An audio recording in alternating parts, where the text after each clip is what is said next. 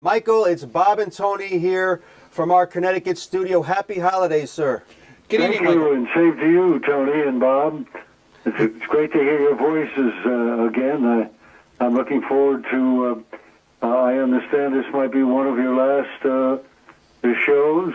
It is, Michael, and that's one of the reasons why we've had you back. You've been our most popular and frequent guest, and for good reason, and Connecticut's own. We were giving your resume slightly before you came on here, just some of it, and being a Connecticut native and all of that. Again, for our viewers out there, Michael has appeared in, give or take, 30 films, 150 TV shows. Again, some of the movies, Tony, Westbound with Randolph Scott, Apache Rifles, Arizona Raiders, Seven Thieves, The Naked Kiss, Winterhawk, where he had the title role, has been in many of the shows that people out there may recognize, such as Days of Our Lives, Star Trek, Bonanza, General Hospital, and again, the author of a book, Michael Dante, From Hollywood to Michael Dante Way, which we just mentioned, having a street named after him in Stamford, Connecticut. Of course, had a baseball career in the minor leagues back in the 50s, and we'll talk more about that. Numerous awards. We can get to some of the many awards as we go on. But again, we are honored on our final live broadcast to talk to one of our favorite people ever. And again, Michael, we have to go back to when you first started playing baseball. And it's amazing to me that an injury in baseball probably gave birth to an incredible Hollywood career. Yes, absolutely. Thanks to Tommy Dorsey and my determination to develop my talent in that area at the University of Miami, when I realized that my career might be in jeopardy as a professional ball player, having a bad arm, and you can't you can't play in the big leagues if you can't throw. So I was blessed to put on the big league uniform. I went to spring training with the Washington Senators and made the big leagues in 1955. So that was a boyhood dream come true, and the American dream, may I add, that I thought and dreamed about all my youth. And I did put on that uniform, even though I had a bad arm, but I did accomplish and was able to play on the big league infield and play with all the a lot of the players that I admired, and of course later on I got to know very well. So I'm honored. I'm also honored to be your last guest on the show, Bob and Tony. Thank you very much. It is indeed an honor. Again, we wouldn't have it any other way. Yeah, exactly. You were right there in 2008 when we first started, and again, it's been an honor, and we can't wait for you to come back on the East Coast, Michael. We'll definitely get together as time goes on. But and I'm told that you signed a $6,000 bonus when you're 18 years old. You must have felt like you were on top of the world at the time. Oh yeah. Oh gee, $6,000 went a long way then. I bought a car for our family. We didn't travel with an automobile in those days. Dad was in the produce business, and there were 7 of us. I had 3 sisters and a brother, and myself, Mom and Dad. So there were 7 people to transport. So we had to transport the family. Dad had to drive the family in a truck, the truck that he used for his produce business. And so when I signed a bonus with the Boston Braves, I was the most valuable player in the New England Newspaper League. That the finals were held at Boston Ballpark, the Braves Field in Boston. We won 3 games to win the championship, and I had a wonderful 3 games and was rewarded with $6,000 bonus. In those days, that was a maximum you could receive. If you got a penny over 6,000, you had to stay in the big leagues 2 years.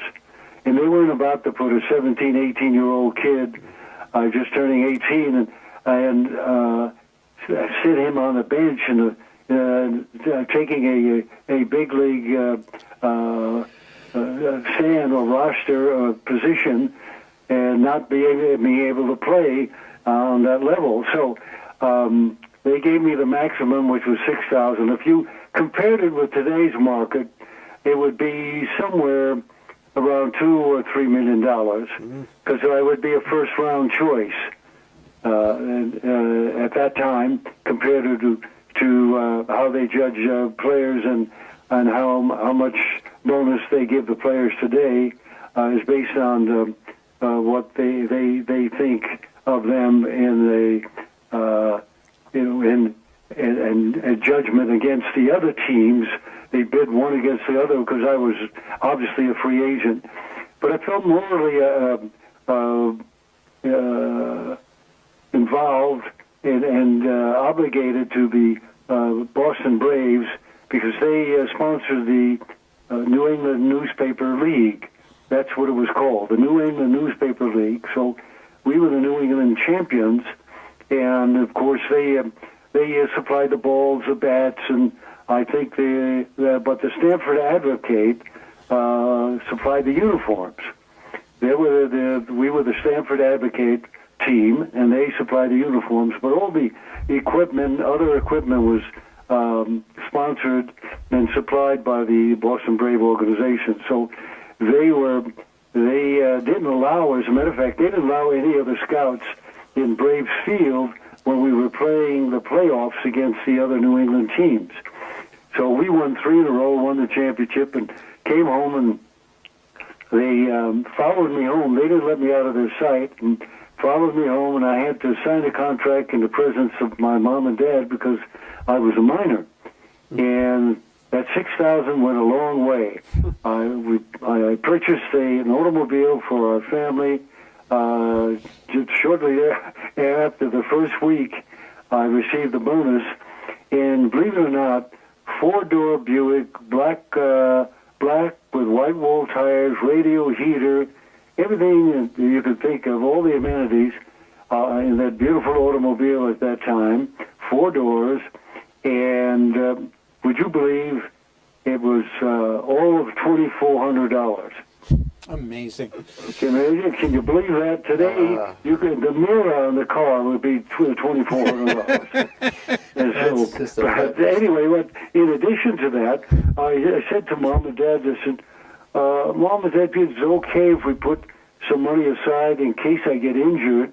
And there was nothing wrong with my arm at that time. I was not injured. But I had just thinking down the road, if I got hurt, could we put some money aside, because I'd like to go to college and study drama if things went bad? And they said, well, of course, and they did. And later on, that's what I did after I had an operation on my shoulder. In those days, Tony and Bob, they didn't know much about kinesiology. Baseball injuries were not, they were not very well educated and progressed like they are today. I mean, the last 15 years in medicine, baseball, or I should say sports medicine, has improved more than any medicine in the world. They've got guys with injuries years ago that would take weeks and months to heal. They would have them back on the ball field now in 2 or 3 weeks, and so forth, with certain injuries. So I went to University of Miami of Florida and became a drama major there, and worked out, and was very fortunate. My roommate, Mickey McDermott, played with the Red Sox, Yankees, and Washington, and the St. Louis Cardinals. And Tommy Dorsey had called him and invited him to dinner. Tommy Dorsey was doing one-nighters on the east and west coast of Florida, and Mickey and he were very good friends. He had a night off, invited Mickey, and Mickey said, do you mind if my roommate comes along? He's a ball player, and he's going to the big leagues with the Washington Senators with me. And Tommy said, by all means. And that was the beginning. And Tommy had seen me do a play after that, and was doing the home show at the Pan Pacific Auditorium in Hollywood. He was going to be there for 2 weeks. He said, if your arm doesn't respond properly, I want to arrange a screen test at MGM for you. He said, by far, he said, you're the best-looking baseball player I've ever seen. And he said, you got a great presence on stage, you got a great voice, and all you need is the experience in front of the camera. True to his word, I took a 2 weeks leave of absence. Tommy, matter of fact, sent the plane tickets, and I flew and joined Tommy and tested out at MGM, never went back to baseball. 30 films and 150 television shows later. It is quite the story, and my goodness, Tommy Dorsett is a Hall of Fame name if there ever was one. But, well, he was the number one show in the world. They had the Nestle show and the All American show. So he and Jackie Gleason were great friends, and they were just two of the hottest talents in all of show business. That's for sure. And as we continue to talk to Michael, we have collages of pictures on the TV screen at various stages of his career. Tony, questions for your friend Michael? Michael, my friend, my mentor, we're so indebted to you coming and being here with us all this time, and you've really set the tone here, and you really are our foundational guest, of which so many others came. When we saw that we had you as a guest, and again, I can't express enough gratitude for that, and thank you. Question for you. You're so many things. You're a talk show host. You're an actor. You were a ball player, Right. Teacher, author. What would you have been had you not gotten involved with either athletics or a movie career?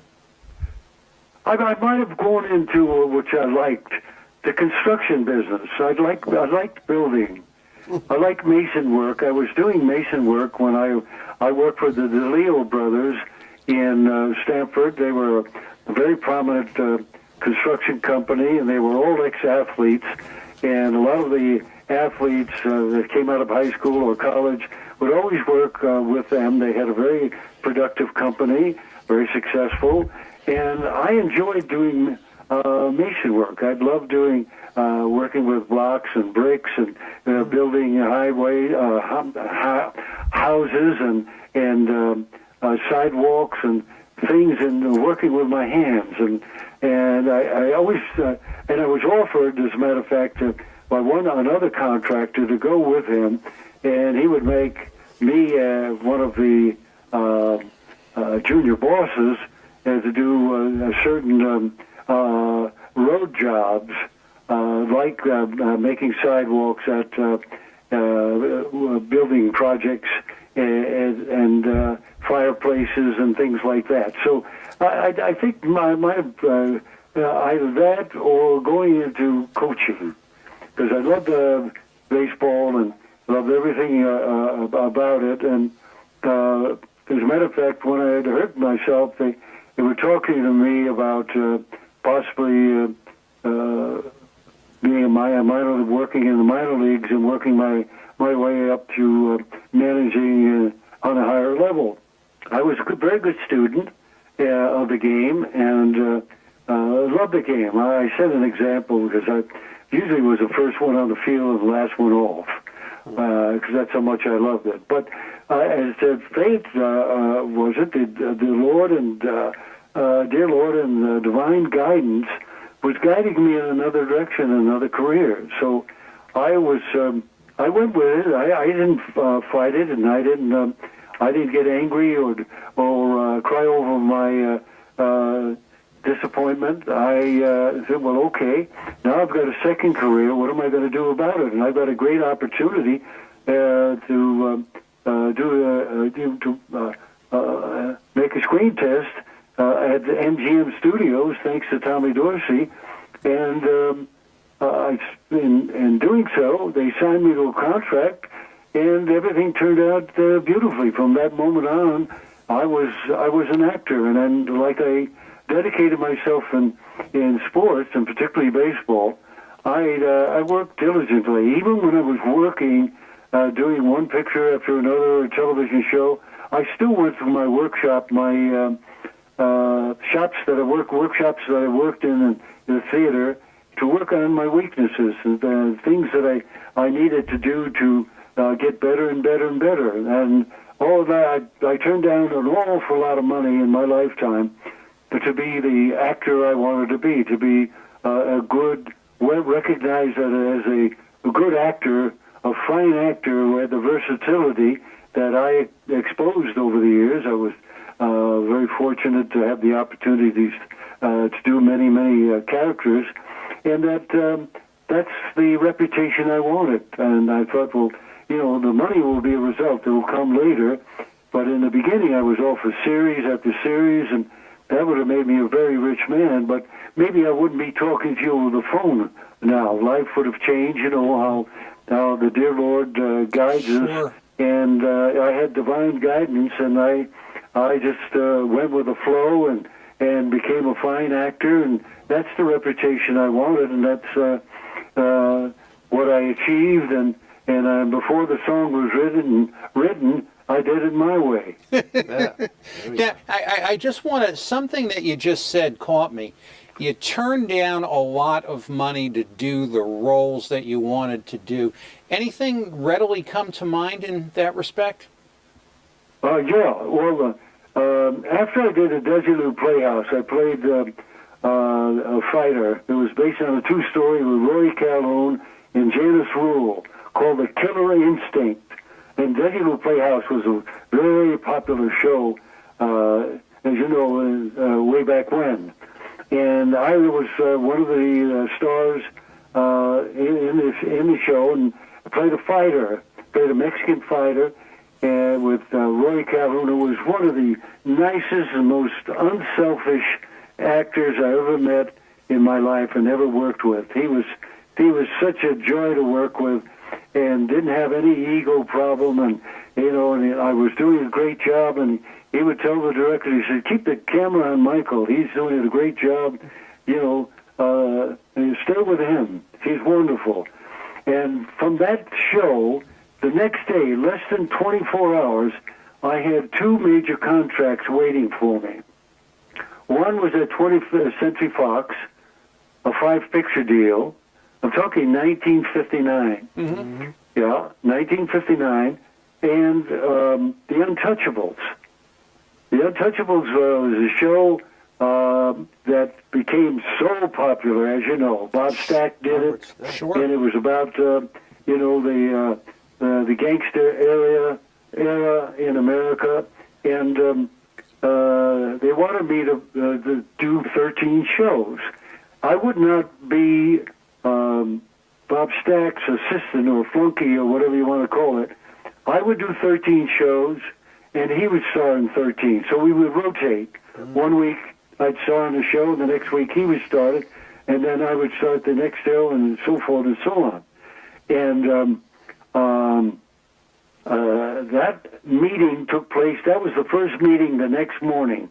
It was at 11 o'clock in Culver City, and they offered me an awful lot of money, and I didn't want to do a series at that point as opposed to starring in films. And I had a 5-picture deal waiting for me 1 hour later at 20th Century Fox, beginning with 7 Thieves, with Eddie G. Robinson, Rod Steiger, Joan Collins, Eli Wallach, and so forth.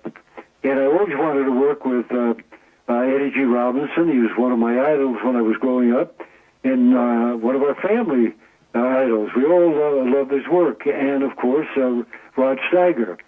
So it was a 5-picture deal, pay or play, and as opposed to doing a television series. And at that time, you didn't know if the series was going to be a success.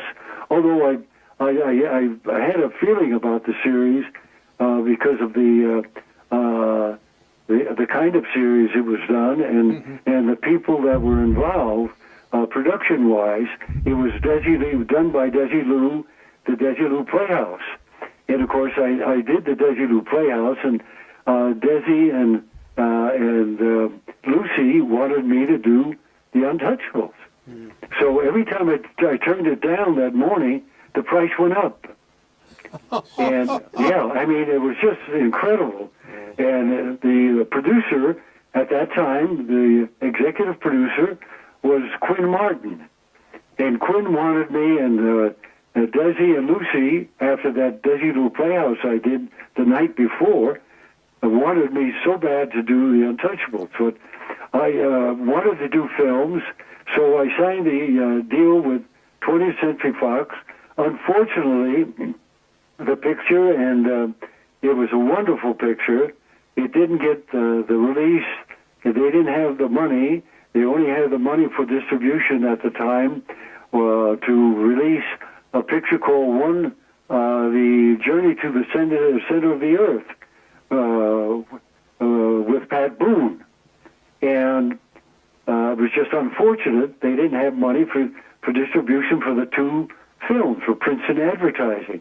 I was sent to New York to do the Tonight Show and to go down to Philadelphia to do the Mike Douglas Show, and we never got to do them because and the Tonight Show was still in New York at that time. We're talking 1959.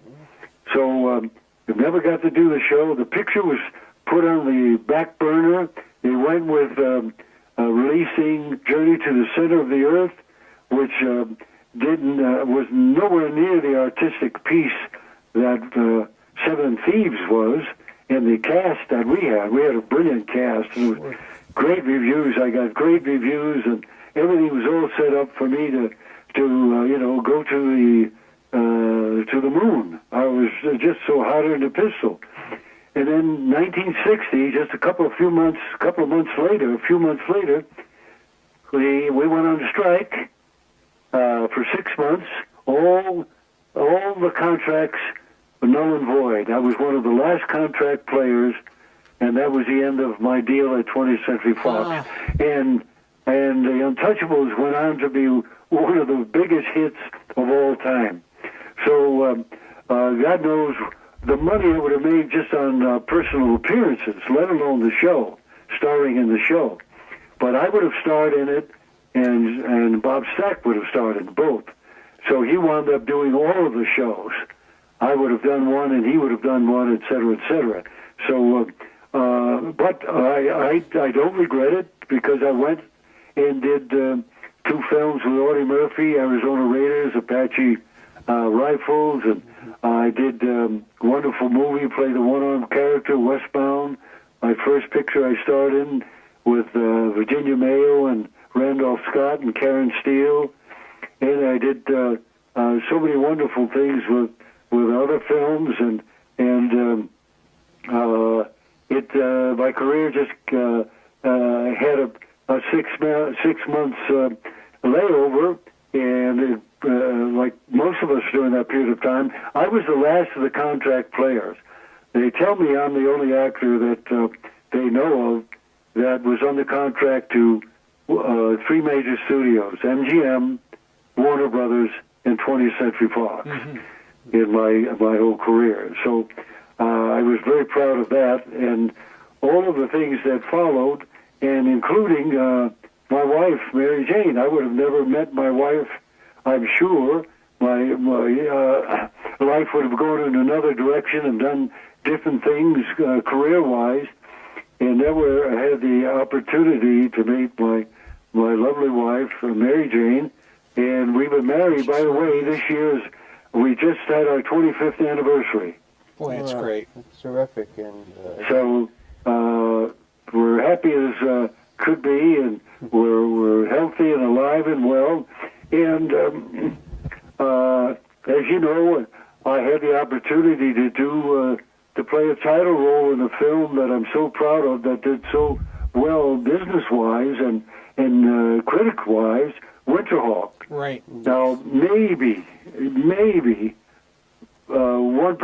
maybe 1% or 0.5% of the actors that ever lived that had the opportunity and the good fortune to play the title role in a film And I had that opportunity and the good fortune in playing Winterhawk, and the success of it financially and, of course, critics-wise was something I cherish to this day. And since then, it took a while for me to. I had a small percentage of the profits of the picture, and I purchased the sequel rights and all the ancillary rights in perpetuity. So I own the rights to it, and I thought, well, you know what? I'll write a screenplay. I had a treatment, and Charlie Pierce, the director producer, didn't believe in sequels. So that opened the gates for me, and I said, well, I do, and I want to purchase the rights, and I did. And I wrote a screenplay, but much to my disappointment, in contacting very good friends and talented people that I've worked with that loved Westerns and were doing a lot of work in the film business, and things had changed during that period of time in the 60s, whereby everything became a blockbuster mentality. If it didn't have potential to make $100 million or $200 million or They didn't more, want it. Yeah. they weren't interested in getting involved. So I wrote the screenplay, and unfortunately, I couldn't put the package together, although they liked the screenplay. So years later, I decided well, you know what? I'm going to write a novella. I'm going to write Winterhawk's Land, the sequel to Winterhawk, which I did, and it's on the market, and it's doing very well. And the sketches in it are fantastic and are done by David Powell, whose father played my father in Winterhawk. By the way, Winterhawk can be seen, Tony and Bob, on YouTube. It's free. Those listeners can tune into YouTube and see Winterhawk. Boy, that's great. Isn't that great? Yeah. It's on YouTube as we speak, and I'm so happy about that because they could see Winterhawk and purchase Winterhawk the book, the novella that I wrote that's out now. It's only been out a few months, and we had 5 stars the first week on Amazon. It's just as popular as From Hollywood to Michael Dante Way, which we had 5 stars the first week on.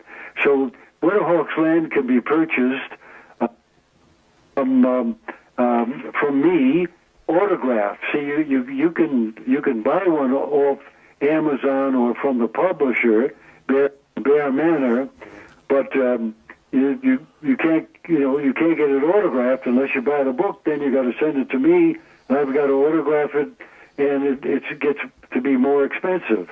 But if anyone would like to purchase a copy of Winterhawk's Land, which is the sequel to the movie Winterhawk, the story continues after the picture ends, where the white girl comes off with me, Winterhawk, in the end of the picture. That's where Winterhawk's Land begins.